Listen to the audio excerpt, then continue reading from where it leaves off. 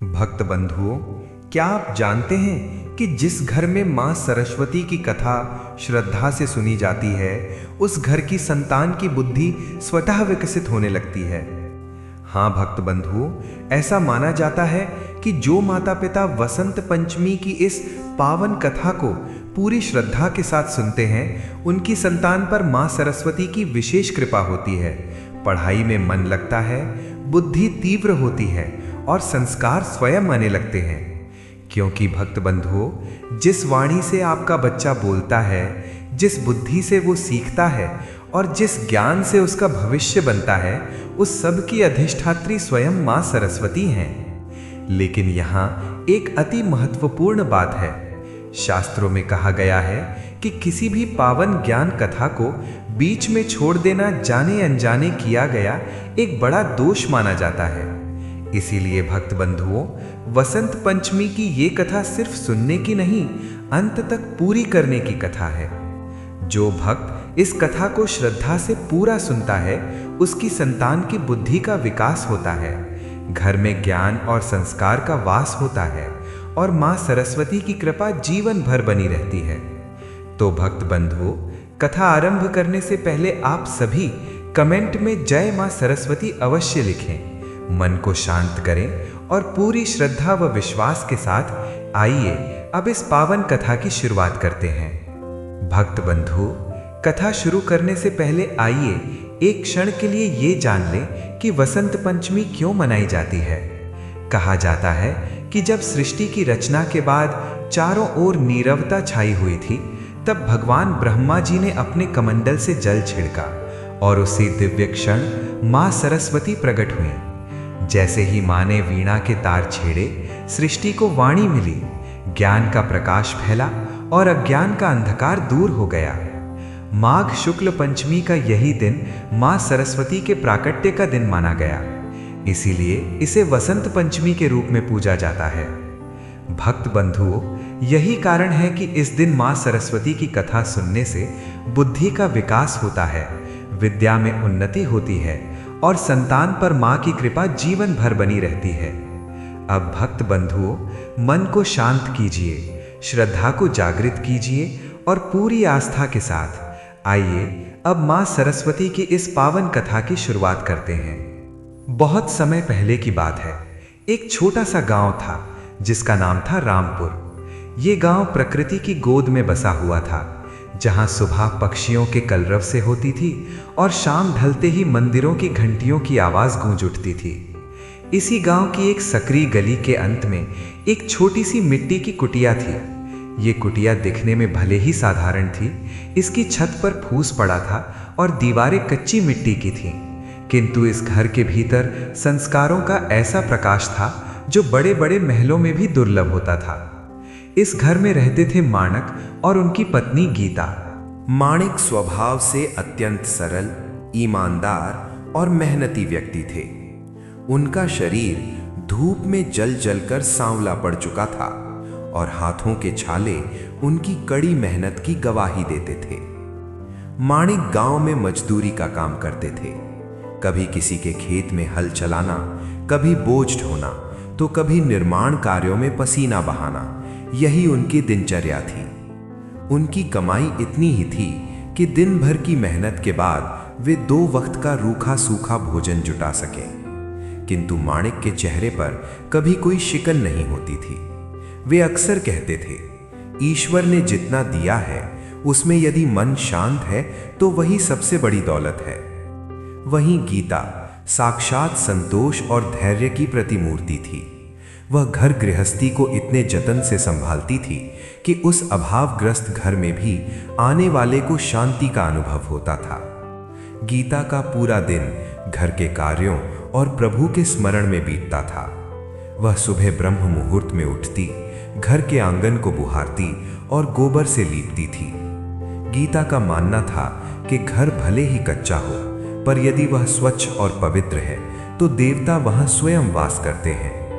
माणिक और गीता के पास पहनने के लिए महंगे वस्त्र नहीं थे, न ही उनकी रसोई में 56 भोग बनते थे, पर जो आधा टुकड़ा रोटी वे खाते थे उसमें प्रेम और तृप्ति का ऐसा स्वाद था जो अमृत के समान था। इन दोनों के जीवन का सबसे बड़ा केंद्र था उनका पुत्र संजय।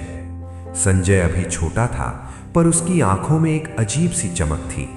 वह अपने पिता को कड़ी मेहनत करते देखता और अपनी मां को अभावों में मुस्कुराते हुए देखता। संजय बचपन से ही अन्य बच्चों से अलग था। जहां दूसरे बच्चे खिलौनों के लिए जिद करते थे, संजय गांव के पुराने कागजों और टूटी हुई स्लेट के टुकड़ों में अपनी खुशियां ढूंढता था। गीता का मां सरस्वती के प्रति अटूट विश्वास इस परिवार की सबसे बड़ी शक्ति थी। वह अनपढ़ थी, उसने कभी पाठशाला की दहली नहीं लांघी थी, पर उसके भीतर एक सहज ज्ञान था। वह अक्सर संध्या के समय दीपक जलाकर तुलसी के पास बैठती और संजय को अपने पास बुलाकर कहती, बेटा संजय, देख, हमारे पास धन नहीं है, हमारे पास ऊंची इमारतें नहीं हैं, पर अगर तूने मां सरस्वती की कृपा पाली तो तू पूरी दुनिया का सबसे अमीर इंसान बन जाएगा। विद्या वो धन है जिसे न कोई चोर चुरा सकता है और न ही कोई राजा छीन सकता है। मानक भी गीता की इस बात का समर्थन करते थे। वे दिन भर थककर जब घर लौटते तो संजय को अपनी गोदी में बिठाकर पुरानी कहानियां सुनाते। मानक का संघर्ष बड़ा था। कई बार गांव के जमींदार या धनी लोग उनका मजाक उड़ाते थे। लोग कहते, अरे मानक, तू दिन भर मिट्टी ढोता है, तेरा बेटा भी यही करेगा, उसे पढ़ने भेजकर क्या नवाब बनाएगा। इन तानों से मानक का मन कभी कभी दुखी हो जाता, पर गीता उसे संभाल लेती। वह कहती, मानक जी, दुनिया का काम कहना है। हम अपनी मेहनत से अपने बेटे के लिए रोटी जुटा सकते हैं, पर उसके भाग्य में विद्या तो मां सरस्वती ही लिखेंगी। आप बस अपना कर्म कीजिए। संजय को जब पहली बार गांव की पाठशाला में भेजा गया तो मानक के पास उसे देने के लिए नया बस्ता या नई किताबें नहीं थी। गीता ने अपनी पुरानी साड़ी के एक टुकड़े से संजय के लिए एक थैला सिला और मानक ने पड़ोस के एक छात्र से मांगी हुई पुरानी किताबें लाकर दी। संजय के लिए वे पुरानी और फटी हुई किताबें ही दुनिया का सबसे अनमोल उपहार थी। वो उन पन्नों को बड़े ध्यान से पलटता और मां सरस्वती की छवि को मन में बसाता। गीता हर वर्ष वसंत पंचमी का त्योहार बड़ी श्रद्धा से मनाती थी। उस दिन वह उपवास रखती और घर के एक कोने को लीपकर वहां मां सरस्वती का एक छोटा सा चित्र स्थापित करती। उनके पास पीले रेशमी वस्त्र चढ़ाने के लिए पैसे नहीं होते थे, तो गीता हल्दी से चावलों को पीला कर लेती और जंगली पीले फूलों को चुनकर लाती। वो संजय की टूटी हुई कलम और फटी हुई किताबों को मां के चरणों में रखती और हाथ जोड़कर बस यही कहती, हे वीणा वादिनी, मेरे बेटे के मन में ज्ञान का प्रकाश जलाए रखना, इसे इतना मजबूत बनाना कि यह मुश्किलों के आगे कभी न झुके। भक्तों, अभावों का वो दौर माणक और गीता के लिए आसान नहीं था। कई रातें ऐसी आईं जब माणक को काम नहीं मिला और घर में अन्न का दाना तक नहीं था। ऐसी रातों में माणक और गीता खुद भूखे सो जाते, पर संजय के लिए कहीं ना कहीं से एक कटोरी दूध या एक रोटी का प्रबंध अवश्य करते। माणक के फटे हुए कुर्ते और गीता की पैबंद लगी साड़ियां उनके त्याग की गाथा सुनाती थीं। पर आश्चर्य की बात यह थी कि उस कुटिया में कभी रोना धोना या कलेश नहीं होता था। वहां अगर कुछ था तो वो था माणक का पुरुषार्थ, गीता की प्रार्थना और संजय की जिज्ञासा। संजय जब अपनी फटी हुई किताबों को लेकर कुटिया के बाहर नीम के पेड़ के नीचे बैठता और जोर जोर से पहाड़े पढ़ता तो माणक की सारी थकान मिट जाती थी। माणक दूर से अपने बेटे को देखते और मन ही मन सोचते, भले ही मैं पूरी उम्र मजदूरी करूं, पर मैं अपने बेटे को वो शिक्षा दिलाऊंगा जो उसे एक ऊंचा इंसान बनाए। यहीं से शुरू होता है संजय का वो सफर, जहां एक ओर गरीबी की बेड़ियां थीं और दूसरी ओर मां सरस्वती की कृपा का अनंत आकाश। माणक और गीता की ये छोटी सी दुनिया हमें सिखाती है कि साधन कम होने से मनुष्य गरीब नहीं होता। गरीब वो है जिसका मन छोटा है और जिसकी आस्था कमजोर है। माणक और गीता के जीवन में संघर्ष की धूप जितनी तेज होती थी, गीता की भक्ति की छाया उतनी ही शीतल होती जाती थी। गांव के लोग अक्सर माणक को टोकते, अरे माणक, तू सुबह से शाम तक पसीना बहाता है, फिर भी तेरे घर की छत टपकती है। तेरी पत्नी दिन भर पूजा पाठ में लगी रहती है, उससे क्या पेट भरेगा? माणक इन बातों को सुनकर मौन रह जाते, पर गीता के पास हर तर्क का एक ही उत्तर था, भरोसा।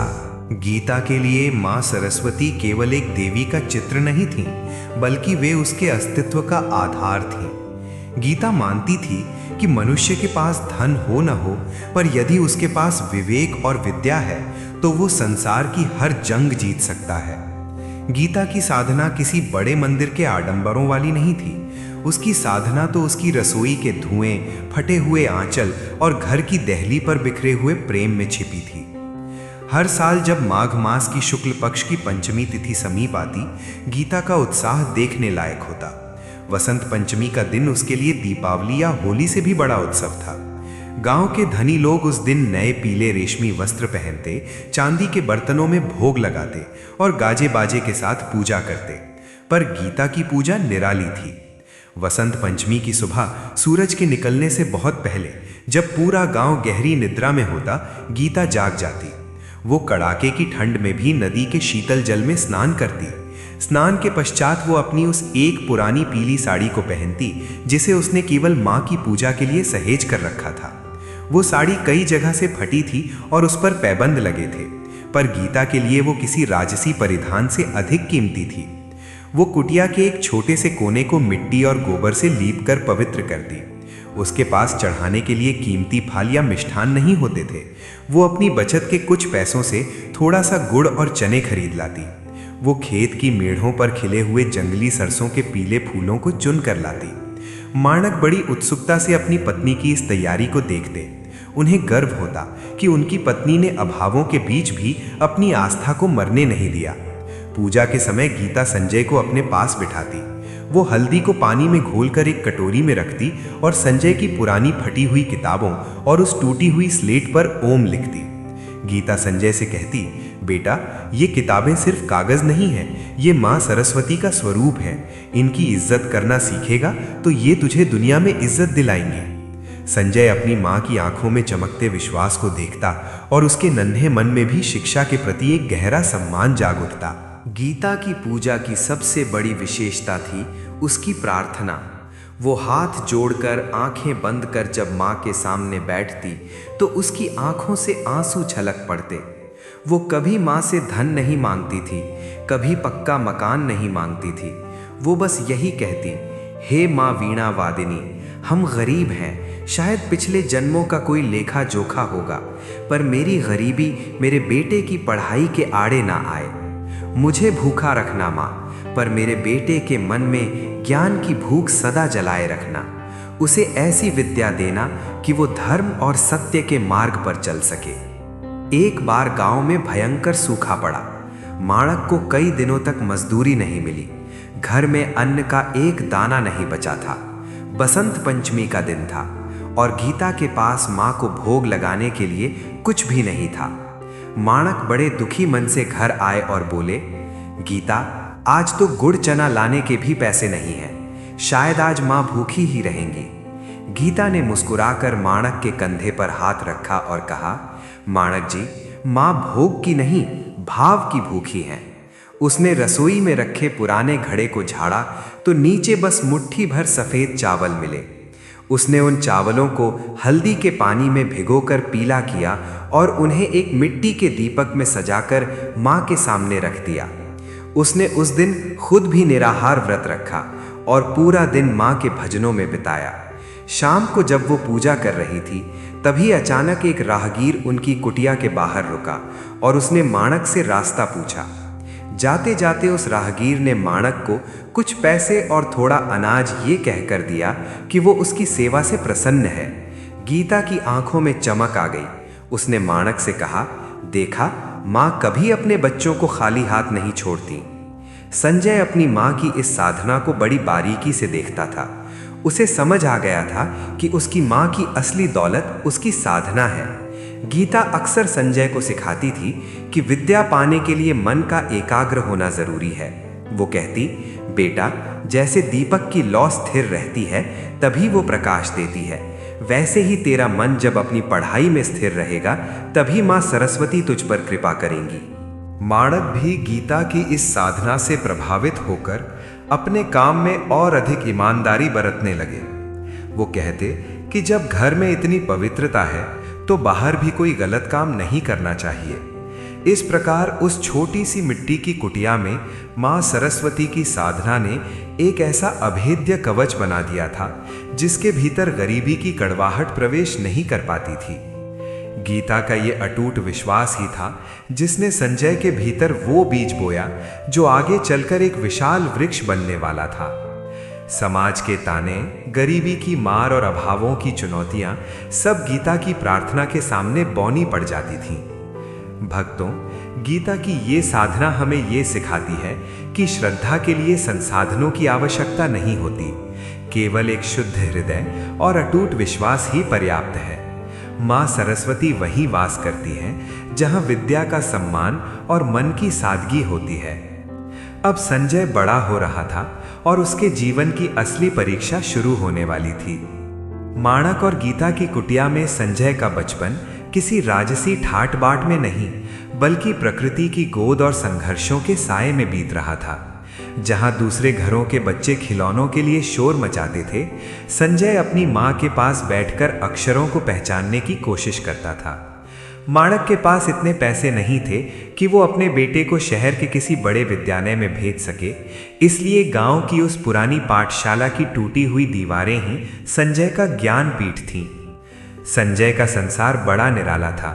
उसके पास न तो सुंदर बस्ता था, न ही रंगों भरी पेंसिलें। उसके पास थी एक पुरानी स्लेट जो कोने से टूट चुकी थी। वो स्लेट उसे माणक ने किसी पुराने कबाड़ वाले से मांग कर लाकर दी थी। संजय उस टूटी हुई स्लेट को किसी बेशकीमती रत्न की तरह संभाल कर रखता था। वो अक्सर गांव की गलियों में पड़ी सूखी चौक यानी खड़िया के टुकड़े इकट्ठा करता और उसी टूटी हुई स्लेट पर दिन भर अक्षर उकेरता रहता। गीता उसे काम करते करते देखती और मन ही मन निहाल हो जाती। वो देखती कि संजय जमीन की धूल पर भी अपनी उंगलियों से अ और आ लिखने का अभ्यास करता था। गीता अक्सर कहती, बेटा, जिसके पास विद्या की प्यास होती है उसे कलम की जरूरत नहीं पड़ती, वो तो अपने संकल्प से पत्थर पर भी लिख देता है। संजय की सबसे बड़ी चुनौती थी पुस्तकों का अभाव। पाठशाला में शिक्षक जो पढ़ाते, संजय उसे ध्यान से सुनता और अपनी याददाश्त में संजो लेता, क्योंकि घर पर पढ़ने के लिए उसके पास अपनी कोई नई किताब नहीं थी। एक बार की बात है, गांव के एक अमीर लड़के ने अपनी पुरानी और फटी हुई किताबें रद्दी में फेंक दी थीं। संजय ने जब उन किताबों को देखा तो उसकी आंखों में ऐसी चमक आ गई जैसे उसे कोई खजाना मिल गया हो। उसने उन फटे हुए पन्नों को बड़े जतन से उठाया। वो घर आया और गीता की मदद से गोंद से उन पन्नों को चिपकाया। उन किताबों के कई पन्ने गायब थे, कई पर स्याही गिरी थी, पर संजय के लिए वे मां सरस्वती का साक्षात प्रसाद थी। वो रात के समय तेल के एक छोटे से दिए की मध्यम रोशनी में उन किताबों को पढ़ता। माणक बगल में लेटे हुए अपने बेटे को देखते और उनकी आंखों में आंसू आ जाते। वे सोचते कि काश उनके पास थोड़े पैसे होते तो वे अपने बेटे को नई किताबें दिला पाते। पर संजय अपने पिता के मन की व्यथा समझता था। वो मुस्कुराकर कहता, बापू, पुरानी किताबों में ज्ञान नया ही होता है। संजय के जीवन में मां सरस्वती की कृपा का अनुभव एक बार तब हुआ जब पाठशाला में एक निबंध प्रतियोगिता रखी गई। विषय था मेरा जीवन। गांव के संपन्न घरों के बच्चों ने अपनी सुख सुविधाओं और भविष्य के बड़े सपनों के बारे में लिखा, पर संजय ने अपनी उस टूटी हुई स्लेट पर जो लिखा उसने सबको स्तब्ध कर दिया। उसने लिखा था, मेरा जीवन मेरी मां की प्रार्थना और मेरे पिता के पसीने की कहानी है। मेरी स्लेट टूटी है पर मेरा हौसला नहीं। मैं उस दिन अमीर बनूंगा जब मेरी विद्या किसी भूखे का पेट भर सके। शिक्षक ने जब संजय के ये शब्द पढ़े तो उनकी आंखों में नमी आ गई। उन्होंने पूरी कक्षा के सामने संजय की सराहना की।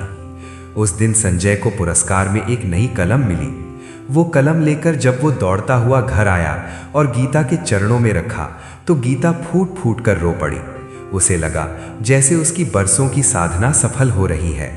माणक ने उस दिन अपनी मजदूरी के पैसों से संजय के लिए एक छोटा सा मिट्टी का गुल्लक खरीदा और कहा, बेटा, इसमें हर रोज मैं 1 पैसा डालूंगा ताकि तेरी आगे की पढ़ाई के लिए कुछ जोड़ सकूं। संजय ने उस गुल्लक को भी अपनी स्लेट के पास ही रख दिया।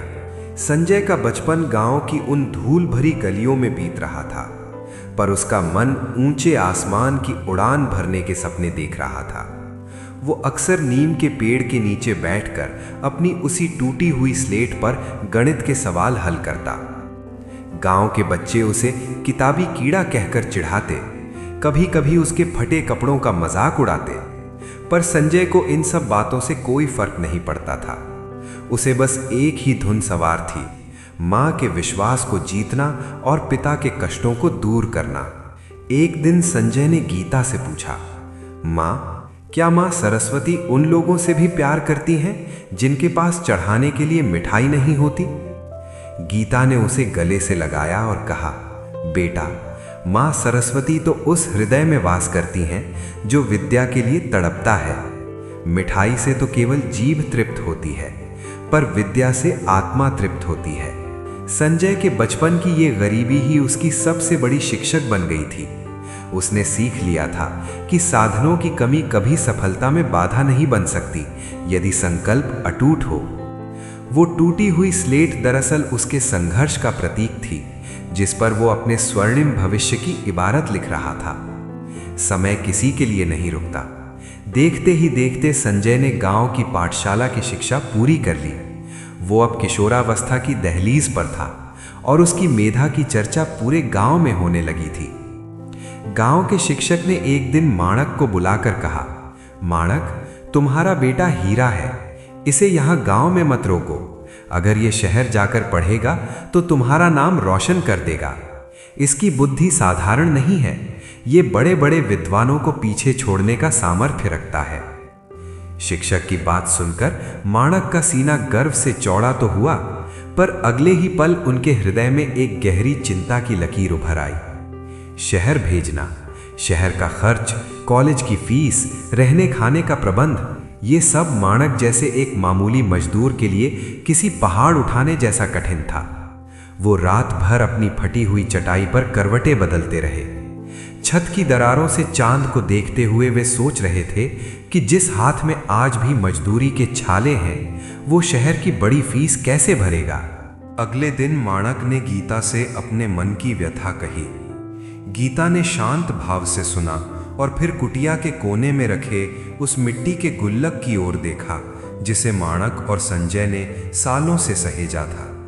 माणक ने उसे तोड़ा, पर उसमें से निकले चंद सिक्के शहर की पढ़ाई के लिए समुद्र में एक बूंद के समान थे। माणक हताश होकर बैठ गए। गीता, शायद हमारे भाग्य में मजदूरी ही लिखी है। मैं अपने बेटे का सपना पूरा नहीं कर पाऊंगा। किंतु गीता, जिसका विश्वास मां सरस्वती पर अटूट था, उसने एक ऐसा निर्णय लिया जिसने माणक को स्तब्ध कर दिया। गीता चुपचाप अंदर गई और अपनी एकमात्र संपत्ति, सोने के छोटे छोटे कान के झाले, बुंदे और शादी के समय मिली एक चांदी की चूड़ी निकाल लाई। ये गहने गीता के लिए केवल धातु के टुकड़े नहीं थे, ये उसकी स्त्री धन और सुरक्षा का प्रतीक थे। उसने वे गहने माणक की हथेली पर रख दिए और दृढ़ स्वर में कहा, माणक जी, ये गहने मेरे शरीर की शोभा बढ़ा सकते हैं, पर मेरे बेटे की आंखों के सपने इनसे कहीं अधिक मूल्यवान हैं। इन्हें गिरवी रख दीजिए या बेच दीजिए, पर संजय को शहर भेजिए। माँ सरस्वती ने चाहा तो एक दिन वो मुझे इससे भी सुंदर गहने दिलाएगा, पर आज उसके पास शिक्षा का गहना होना जरूरी है। माणक की आंखों में आंसू छलक आए। उन्होंने अपनी पत्नी के त्याग को प्रणाम किया। इसके साथ ही माणक ने अपने खेती के पुराने औजार और अपनी मेहनत से बचाई गई छोटी सी जमा पूंजी भी दांव पर लगा दी। पूरे गांव में चर्चा होने लगी कि माणक पागल हो गया है, अपनी संपत्ति बेचकर बेटे को शहर भेज रहा है। लोग ताने देते, देखना शहर जाकर बेटा सब भूल जाएगा। पर माणक और गीता ने कान बंद कर लिए। वो दिन आ गया जब संजय को शहर के लिए निकलना था। संजय ने जब सुना कि उसकी माँ ने उसके लिए अपने गहने दे दिए हैं तो उसका हृदय भर आया। वो गीता के गले लगकर रोने लगा। माँ, मैं नहीं जाऊंगा, मैं यही रहकर बापू के साथ काम करूंगा।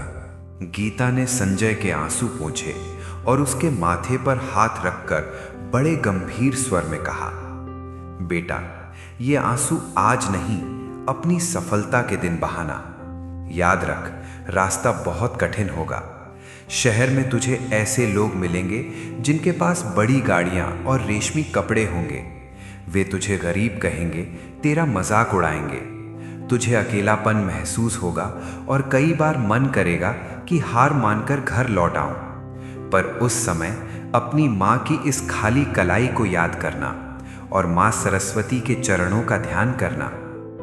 गीता ने संजय को विदा करते समय उसके झोले में थोड़ा सा सत्तू, गुड़ और माँ सरस्वती की एक छोटी सी प्रतिमा रख दी। माणक उसे गांव के बस स्टैंड तक छोड़ने गए। बस में बैठते समय माणक ने संजय का हाथ थामकर बस इतना ही कहा, बेटा, मैंने अपना सब कुछ तुझ पर लगा दिया है, अब तू ही मेरा मान है। संजय बस की खिड़की से अपनी छोटी सी कुटिया और दूर खड़ी माँ को देख रहा था, जो अब भी हाथ हिलाकर उसे आशीर्वाद दे रही थी। उसके पास धन कम था, पर उसकी माँ के दिए हुए संस्कार और माँ सरस्वती के प्रति विश्वास का अटूट कवच उसके साथ था। संजय की यात्रा शुरू हो चुकी थी, गांव की सादगी से शहर के शोर की ओर, टूटी स्लेट से बड़ी बड़ी किताबों की ओर। जब संजय शहर पहुंचा तो वो दंग रह गया। ऊंची ऊंची इमारतें, शोर मचाती गाड़ियां और लोगों की आपाधापी ने उसे एक पल के लिए डरा दिया। रामपुर गांव की वो शांति और मां की ममता भरी गोद अब कोसों दूर थी। संजय ने शहर के बाहरी इलाके में एक छोटा सा कमरा किराए पर लिया। कमरा इतना छोटा था कि उसमें एक बिछावन और किताबों के सिवा कुछ और रखने की जगह नहीं थी। छत के नाम पर टिन की चादर थी, जो गर्मियों में आग उगलती और बारिश में संगीत की तरह बजती। संजय का दाखिला शहर के एक प्रतिष्ठित कॉलेज में हो गया। कॉलेज के पहले ही दिन संजय को एहसास हो गया कि यहाँ की दुनिया उसके गांव से बिल्कुल अलग है। उसके सहपाठी महंगे जूते, रेशमी कमीजें और हाथ में महंगी घड़ियां पहनकर आते थे। वहीं संजय के पास वही पुराना कुर्ता और पैबंद लगा पायजामा था। जब वो कक्षा में बैठता तो दूसरे छात्र उसे हिकारत की दृष्टि से देखते। एक दिन कॉलेज की कैंटीन के पास कुछ लड़कों ने संजय को घेर लिया। एक अमीर लड़के ने हंसते हुए कहा, ओह, तो ये है वो भावी अफसर जिसके कपड़ों से अब भी गांव की मिट्टी की गंध आ रही है। क्यों भाई, यहाँ क्या हल चलाने आए हो या पढ़ाई करने? चारों ओर ठहाके गूंज उठे।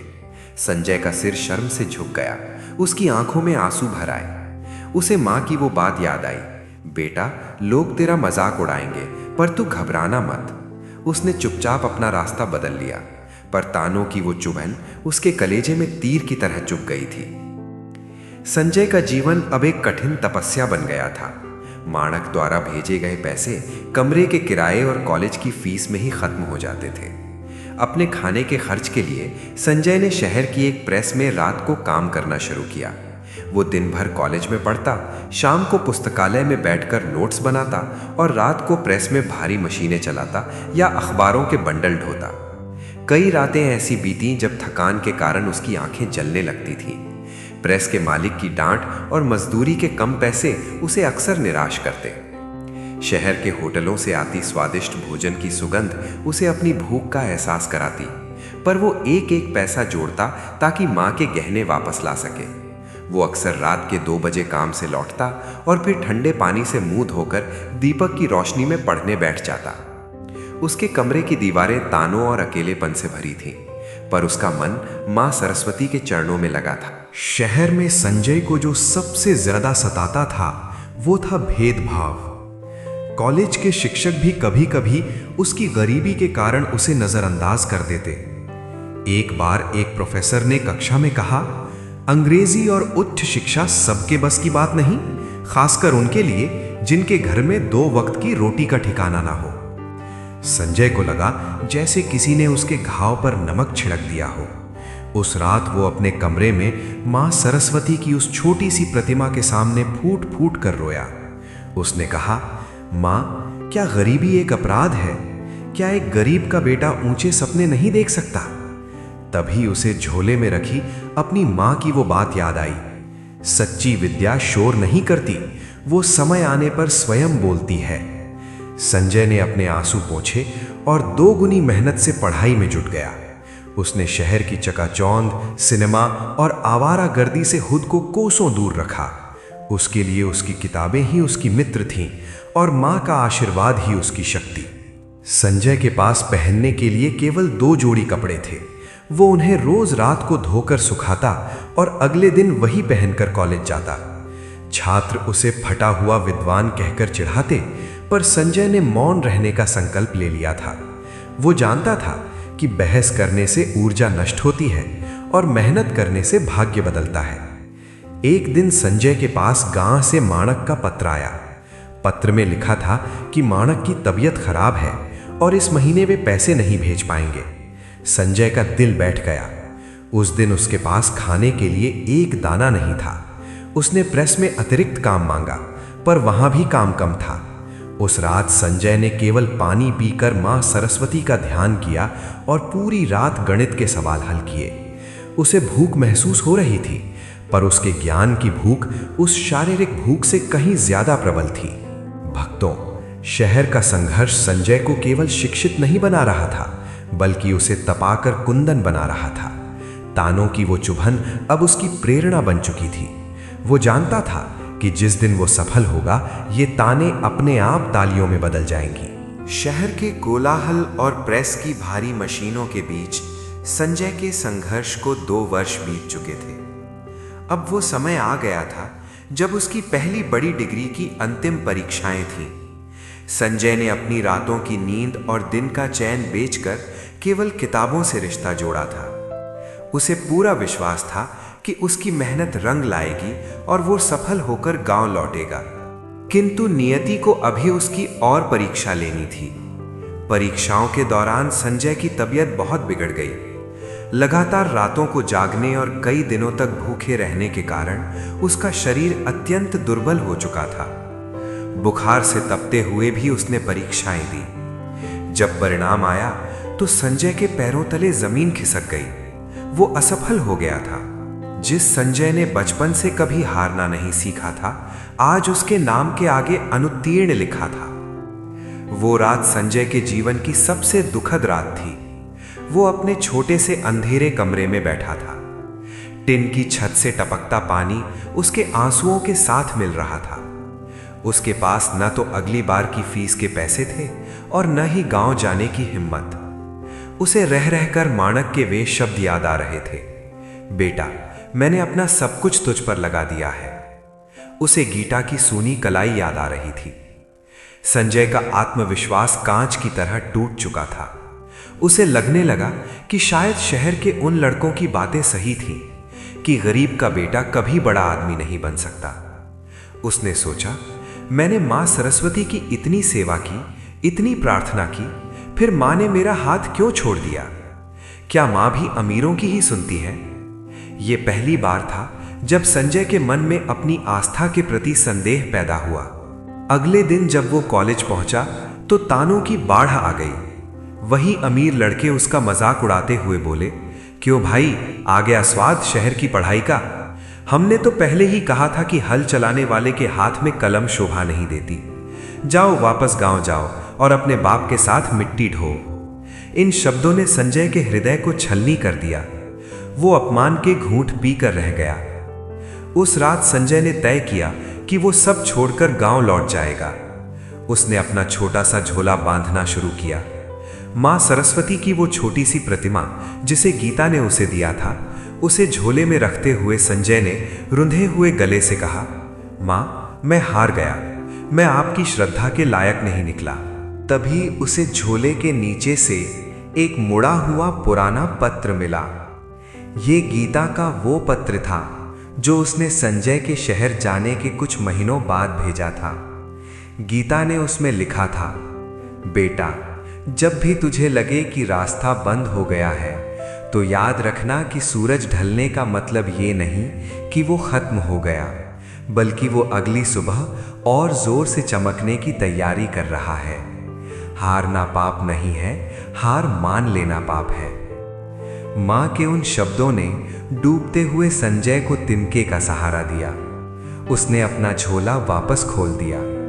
उसने सोचा, अगर मैं आज लौट गया तो बापू का कर्ज कभी नहीं उतरेगा और मां की कलाई हमेशा सूनी रहेगी। दुनिया के तानों को सच साबित करना मेरा काम नहीं है। संजय ने अपनी असफलता का विश्लेषण किया। उसे समझ आया कि केवल मेहनत करना काफी नहीं है, बल्कि सही दिशा और शांत मन की भी जरूरत है। उसने अपने टूटे हुए आत्मविश्वास को फिर से जोड़ना शुरू किया। उसने तय किया कि वो फिर से प्रयास करेगा, चाहे उसे एक वक्त की रोटी और कम करनी पड़े। भक्तों, वो रात बहुत लंबी थी। संजय उस रात सोया नहीं। वो अपनी किताबों को सीने से लगाकर रोता रहा और फिर प्रार्थना करने लगा। उसने मां सरस्वती से अपनी उस क्षणिक शंका के लिए क्षमा मांगी। उसका मन अब पहले से अधिक कठोर हो चुका था। उसने जान लिया था कि असफलता अंत नहीं, बल्कि सुधार का एक मौका है। शहर का वो छोटा सा कमरा अब उसकी हार का गवाह नहीं, बल्कि उसकी वापसी की रणभूमि बनने वाला था। संजय ने अपनी फटी हुई किताबों को फिर से समेटा और मां सरस्वती की प्रतिमा के सामने संकल्प लिया, मां, अब या तो सफलता मिलेगी या मेरे प्राण निकलेंगे। संजय का ये रूप पहले से अलग था। वो अब एक साधारण विद्यार्थी नहीं, बल्कि एक घायल शेर की तरह था, जो अपनी जीत के लिए किसी भी हद तक जाने को तैयार था। असफलता के उस गहरे घाव को सीने में दबाए संजय ने एक बार फिर नए सिरे से अपनी तैयारी शुरू कर दी थी। अब उसके पास ना तो समय था और ना ही संसाधनों की गुंजाइश। प्रेस में काम के घंटे बढ़ गए थे, क्योंकि उसे अगली परीक्षा की फीस जमा करनी थी। भूख और थकान उसके शरीर को भीतर से खोखला कर रहे थे, पर उसका मन पत्थर की तरह दृढ़ हो चुका था। एक शाम की बात है, शहर में कड़ाके की ठंड पड़ रही थी। संजय दिन भर कॉलेज और फिर पुस्तकालय में पढ़ने के बाद रात की पाली के लिए प्रेस की ओर जा रहा था। उसके पास जेब में मात्र 2 सूखी रोटियां और थोड़ा सा गुड़ था, जिसे उसने रात के भोजन के लिए बचा कर रखा था। कई दिनों से उसने भरपेट खाना नहीं खाया था, इसलिए वे 2 रोटियां उसके लिए किसी अमृत से कम नहीं थी। प्रेस के रास्ते में एक अंधेरी गली के मोड़ पर संजय की नज़र एक वृद्ध व्यक्ति पर पड़ी। वो वृद्ध फटे पुराने चिथड़ों में लिपटा हुआ था और ठंड से बुरी तरह कांप रहा था। उसकी आंखों के भीतर धसी हुई पुतलियां और उभरी हुई हड्डियां उसकी असह्य भूख की कहानी कह रही थी। वो वृद्ध इतना कमजोर था कि उसके मुंह से आवाज भी नहीं निकल रही थी।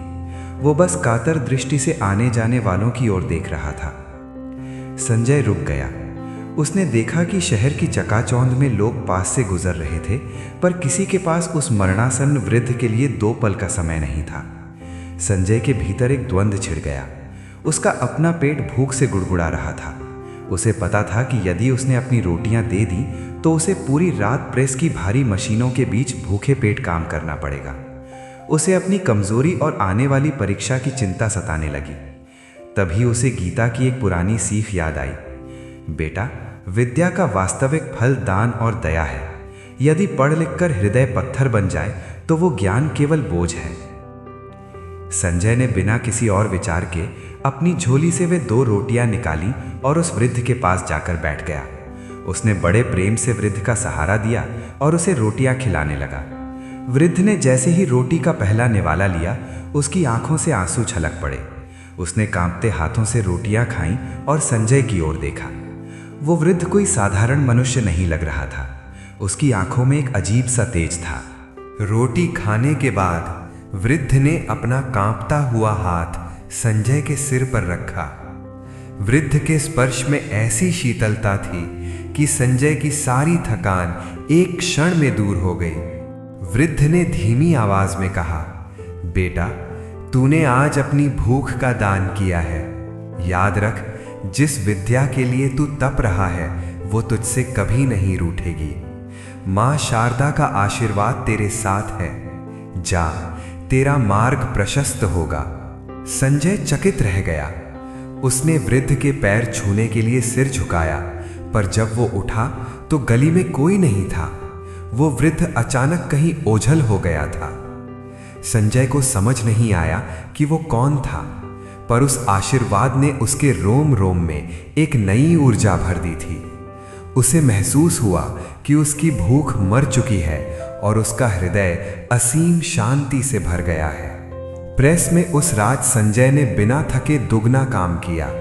उसे लगा जैसे कोई अदृश्य शक्ति उसका हाथ थामे हुए है। सुबह जब वो अपने कमरे पर लौटा और पढ़ने बैठा तो उसे आश्चर्य हुआ कि जो कठिन विषय उसे महीनों से समझ नहीं आ रहे थे, वे आज पानी की तरह स्पष्ट लग रहे थे। उसकी एकाग्रता ऐसी थी जैसी पहले कभी नहीं रही। भक्तों, वो वृद्ध साक्षात मां सरस्वती की भेजी हुई एक गुप्त परीक्षा थी। ईश्वर अक्सर हमारी योग्यता केवल उत्तर पुस्तिकाओं में नहीं, बल्कि हमारे चरित्र के पन्नों पर भी जांचते हैं। संजय उस परीक्षा में उत्तीर्ण हो चुका था। अब उसके भीतर का आत्मविश्वास लौट आया था, पर इस बार उसमें अहंकार नहीं बल्कि करुणा का भाव था। उधर गांव में गीता को एक रात स्वप्न आया कि उसके घर के आंगन में लगा सूखा नीम का पेड़ अचानक हरा भरा हो गया है और उस पर पीले फूल खिल रहे हैं। गीता समझ गई कि उसके बेटे की तपस्या अब फल देने वाली है। उसने मां सरस्वती के सामने एक अखंड दीपक जला दिया। संजय की पढ़ाई अब एक साधना बन चुकी थी। वो प्रेस के शोर में भी किताबों का सार समझ लेता था। तानों की आवाजें अब उसे सुनाई देना बंद हो गई थी। उसे बस उस वृद्ध की वाणी याद रहती थी, विद्या तुझसे कभी नहीं रूठेगी।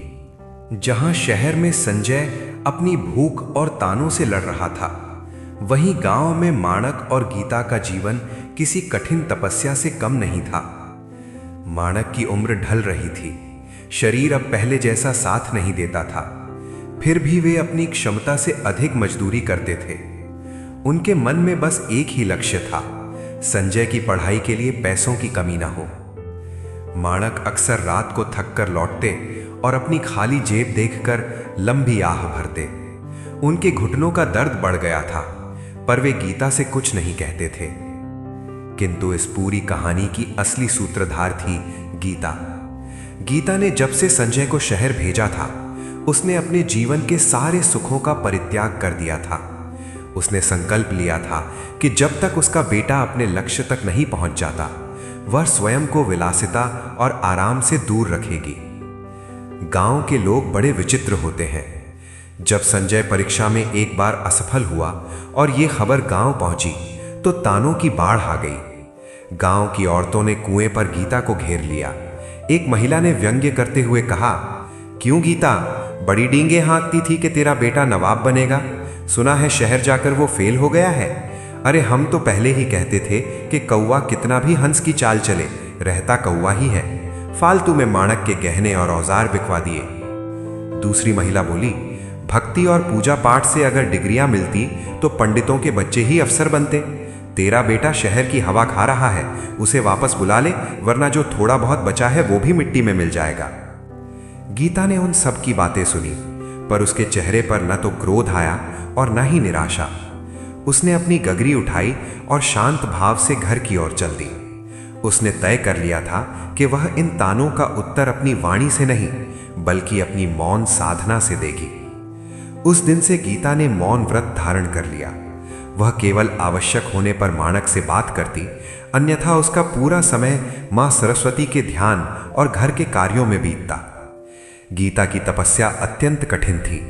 उसने वसंत पंचमी से लेकर अगली परीक्षा तक केवल एक समय भोजन करने का व्रत लिया। वह जमीन पर सोती और हर सुबह सूर्योदय से पूर्व उठकर मां सरस्वती के नाम का जाप करती। वह अक्सर कुटिया के बाहर बैठकर उस रास्ते को निहारती जहां से शहर की बस गुजरती थी। उसकी आंखों में आंसू तो होते थे, पर वे दुख के नहीं बल्कि अटूट विश्वास के थे। माणक अपनी पत्नी की इस दशा को देखकर व्याकुल हो जाते। वे कहते, गीता, तू अपने शरीर को इतना कष्ट क्यों दे रही है? संजय पढ़ रहा है, वह जरूर सफल होगा, तू कम से कम खाना तो ठीक। गीता ने इशारे से और फिर लिखकर माणक को समझाया, स्वामी, जब अर्जुन का लक्ष्य मछली की आंख थी तो उसे कुछ और दिखाई नहीं देता था। मेरा लक्ष्य मेरा बेटा है। मैं अगर यहाँ चैन से सोऊंगी और 56 भोग खाऊंगी तो मेरे बेटे को लड़ने की शक्ति कहाँ से मिलेगी। माँ सरस्वती को प्रसन्न करने के लिए मुझे अपनी ममता को तपस्या में बदलना ही होगा। गीता का यह विश्वास ही था कि वो अपनी भूख को भूल जाती थी। वो अपनी फटी साड़ियों को सिलकर पहनती रही, पर उसने कभी माणक से नए कपड़े नहीं मांगे। गांव के धनी लोग जब अपने घरों में उत्सव मनाते, पकवानों की सुगंध आती, तो गीता अपनी कुटिया का दरवाजा बंद कर लेती और माँ के भजनों में खो जाती। उसे लगता था कि उसका बेटा शहर में भूखा होगा, इसलिए वो खुद भी आधा पेट ही खाती थी। एक रात गांव में बहुत तेज आंधी और बारिश आई। माणक और गीता की कच्ची छत एक कोने से बह गई। बारिश का पानी सीधे कुटिया के भीतर आने लगा। माणक घबरा गए, पर गीता ने बड़ी शांति से उस कोने में एक परात रख दी और माँ सरस्वती की उस छोटी सी तस्वीर को गीला होने से बचाया। वो पूरी रात भीगती रही, पर उसने प्रार्थना बंद नहीं की। वो जानती थी कि ये आपदाएं केवल उसकी परीक्षा ले रही हैं। धीरे धीरे गांव वालों का स्वर बदलने लगा। गीता की अटूट निष्ठा और उसका मौन देखकर लोग अब उसका सम्मान करने लगे थे। जो लोग पहले मजाक उड़ाते थे, वे अब चुपचाप वहां से गुजरते थे। उन्हें लगने लगा था कि इस महिला की प्रार्थना में कोई न कोई शक्ति अवश्य है। गीता की ये तपस्या केवल रामपुर गांव तक सीमित नहीं थी। इसकी तरंगे मीलों दूर शहर में संजय तक पहुंच रही थीं। संजय को जब भी आलस आता या वो थक कर हार मानने लगता, उसे अचानक अपनी माँ का चेहरा याद आता। उसे महसूस होता जैसे उसकी माँ उसके पास खड़ी है और कह रही है, बेटा मैं तेरे लिए भूखी हूं, तू थक कैसे सकता है। भक्तों, माँ की प्रार्थना एक ऐसा सुरक्षा कवच है जिसे दुनिया की कोई भी नकारात्मक शक्ति नहीं भेज सकती। गीता ने अपने बेटे के लिए जो मौन व्रत और तपस्या की, वही संजय के भविष्य की ढाल बन रही थी। वो कुटिया अब केवल एक घर नहीं, बल्कि एक मंदिर बन चुकी थी, जहां एक माँ अपने पुत्र के भाग्य को फिर से अपने आंसुओं और श्रद्धा से लिख रही थी। शहर में सर्दी अब विदा ले रही थी और प्रकृति वसंत के आगमन की तैयारी कर रही थी। संजय के लिए यह केवल ऋतु परिवर्तन नहीं था, बल्कि उसके जीवन की सबसे बड़ी अग्नि परीक्षा का समय था। पिछली असफलता के बाद संजय ने खुद को दुनिया से काट लिया था। वो प्रेस में काम करता, थोड़ा सोता और बाकी सारा समय किताबों में डूबा रहता। उसकी आंखों के नीचे काले घेरे पड़ चुके थे, पर उन आंखों में एक संकल्प की चमक थी जो किसी मशाल से कम नहीं थी। परीक्षा के दिन आए। संजय जब परीक्षा केंद्र में प्रवेश कर रहा था, तो उसे अपने कानों में अपनी माँ की वो बात गूंजती हुई सुनाई दी, बेटा रास्ता कठिन होगा, पर माँ सरस्वती पर भरोसा मत छोड़ना।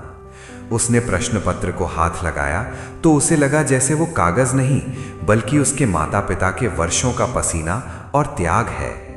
इस बार संजय का मन शांत था।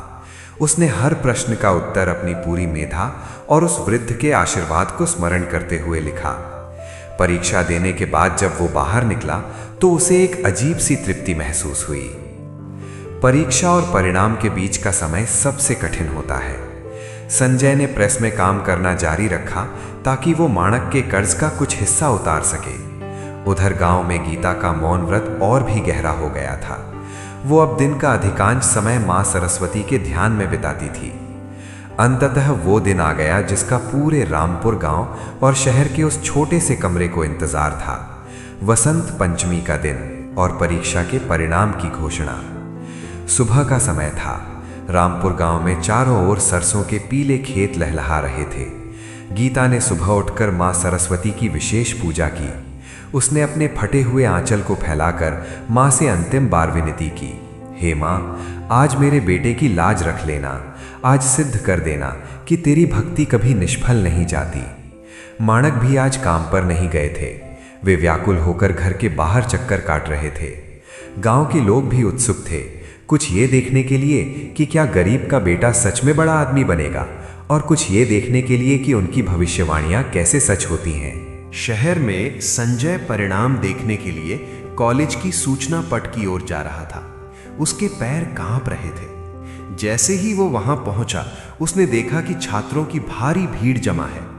वही अमीर लड़के जो उसका मजाक उड़ाते थे आज चुपचाप खड़े थे।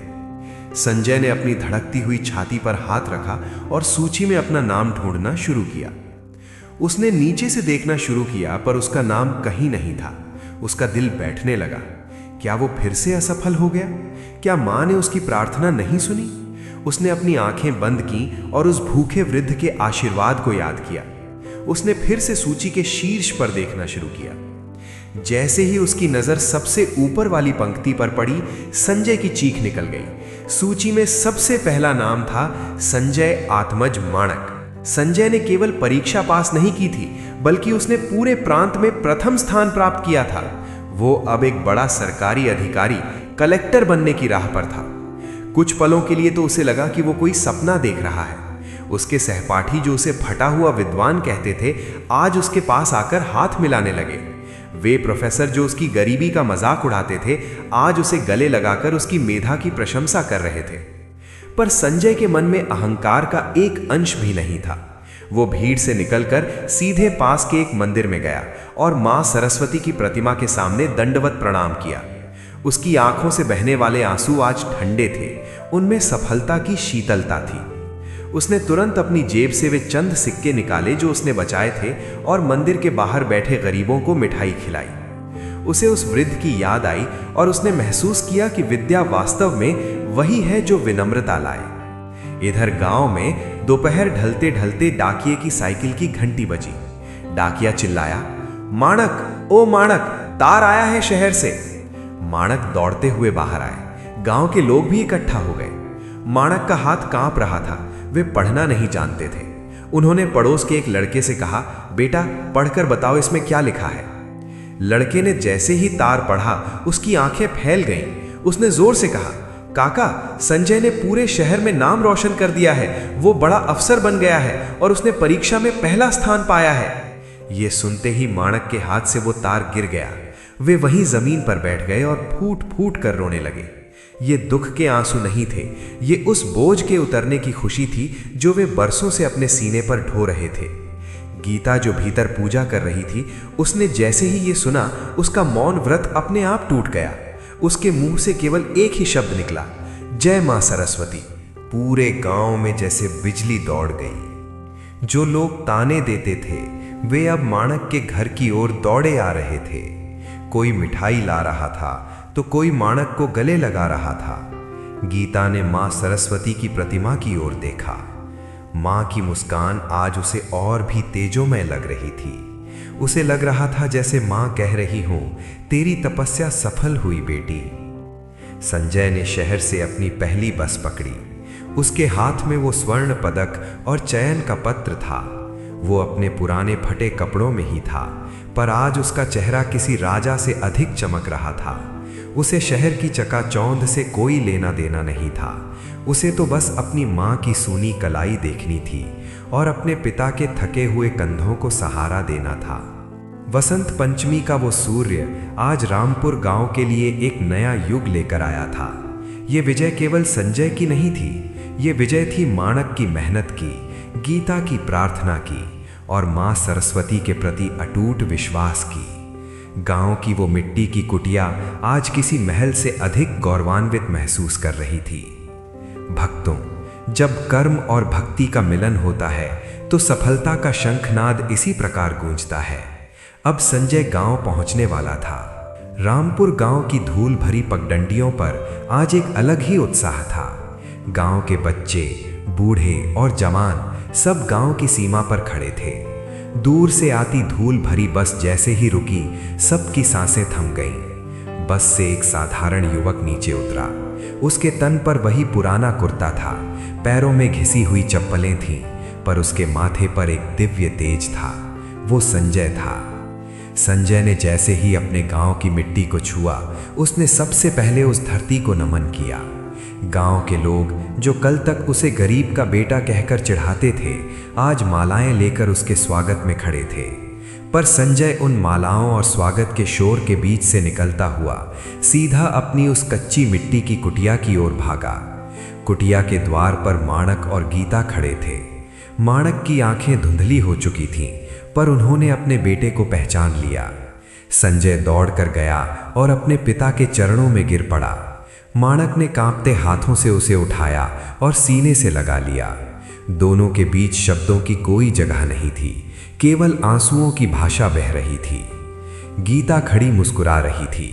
उसके मौन व्रत का फल आज साक्षात उसके सामने खड़ा था। संजय ने अपने झोले से वो स्वर्ण पदक निकाला और गीता के हाथों में रख दिया। उसने कहा, माँ, ये पदक सोने का है, पर इसकी चमक तेरे त्याग और बापू के पसीने से आई है। तूने अपने गहने गिरवी रखे थे, आज देख माँ सरस्वती ने तेरा घर सोने से भर। गीता ने उस पदक को देखा और फिर उसे ले जाकर माँ सरस्वती की उसी मिट्टी की प्रतिमा के चरणों में रख दिया। उसने कहा, बेटा, ये सफलता मेरी नहीं, तेरी मेहनत और माँ की कृपा है। याद रखना, ये पदक तुझे घमंड करने के लिए नहीं, बल्कि दूसरों के आंसू पोंछने के लिए मिला है। उस शाम पूरे गांव के लिए भोजन का प्रबंध किया गया। संजय ने सरकारी पद संभालने से पहले एक बड़ा काम किया। उसने सबसे पहले अपनी पहली बचत और कुछ उधार लेकर अपनी माँ के वे गहने और माणक के औजार साहूकार के पास से छुड़ाए। जब वो गहने लेकर घर आया और गीता को पहनाए, तो गीता की आंखों में वो संतोष था जो ब्रह्मांड की किसी भी संपत्ति से बड़ा है। संजय ने गांव के उस पुराने स्कूल को गोद लिया जहां उसने टूटी स्लेट पर पढ़ाई की थी। उसने वहां एक बड़ा पुस्तकालय बनवाया और गरीब बच्चों के लिए मुफ्त शिक्षा का प्रबंध किया। वो अक्सर उन बच्चों से कहता, गरीबी कभी अभिशाप नहीं होती, बस अपने लक्ष्य के प्रति ईमानदार रहो। इस कथा से भक्तों के लिए पावन सीख। इस गाथा के समापन पर हम सबको अपने जीवन के लिए कुछ सूत्र यहां से प्राप्त होते हैं। विश्वास की शक्ति। गीता की भक्ति हमें सिखाती है कि अगर आपका विश्वास अटूट है तो ईश्वर स्वयं आपके मार्ग की बाधाएं हटाते हैं। चाहे साधन कम हो, पर साधना बड़ी होनी चाहिए। माता पिता का त्याग। सफलता के पीछे अक्सर उन आंखों के आंसू होते हैं जिन्होंने हमारे लिए सपने देखे। माणक और गीता का त्याग हमें याद दिलाता है कि अपने माता पिता का सम्मान ही सबसे बड़ी पूजा है। विद्या और विनम्रता। संजय की सफलता हमें सिखाती है कि विद्या का अर्थ केवल पैसा कमाना नहीं, असली शिक्षित वो है जो अपनी जड़ों को न भूले और समाज के प्रति दया भाव रखे। संघर्ष से ना डरें। असफलता केवल एक मोड़ है, अंत नहीं। संजय की असफलता ने उसे और मजबूत बनाया। कठिनाइयां हमें तोड़ने नहीं, बल्कि हमें तराशने आती हैं। परोपकार। जैसा कि उस भूखे वृद्ध के रूप में मां सरस्वती ने परीक्षा ली, हमारा ज्ञान और धन तभी सार्थक है जब वो किसी जरूरतमंद के काम आए। मां सरस्वती हम सब पर ऐसी ही कृपा करें। जो भी भक्त सच्चे मन से अपनी विद्या और कर्म के प्रति समर्पित रहेगा, मां उसका हाथ कभी नहीं छोड़ेंगी। भक्त बंधुओं, यदि आपको मां सरस्वती की ये पावन कथा मन से स्पर्श कर गई हो, यदि इस कथा ने आपको ज्ञान, शांति और सकारात्मक ऊर्जा का अनुभव कराया हो, तो कृपया हमारे चैनल को सब्सक्राइब अवश्य करें ताकि ऐसी ही दिव्य कथाएं निरंतर आप तक पहुंचती रहें। अब कथा के अंत में हम सभी मिलकर मां सरस्वती से एक छोटी सी प्रार्थना करते हैं। हे मां शारदे, जिस श्रद्धालु ने इस कथा को पूरी आस्था और विश्वास के साथ सुना है, उसकी बुद्धि को निर्मल करना, उसके ज्ञान में निरंतर वृद्धि करना और उसकी संतान को विद्या, विवेक और संस्कार का आशीर्वाद देना। माँ, हमारे जीवन से अज्ञान का अंधकार दूर हो, वाणी में मधुरता हो, मन में शांति हो और कर्मों में सच्चाई बनी रहे। ऐसी कृपा सदा बनाए रखना। जय मां सरस्वती, जय मां शारदा।